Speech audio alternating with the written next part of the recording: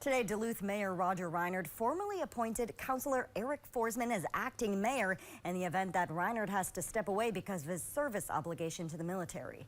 Mayor Reinert says quarterly he will have to step away from his civic duties to serve naval orders, which typically run for 4 days. In his absence, he must appoint an at-large city council member to take over mayoral duties, including signatures on important documents and being a point person for the council.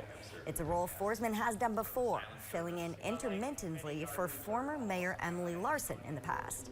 Mayor Reinert says not much should change, but announcing this appointment should provide comfort for the community.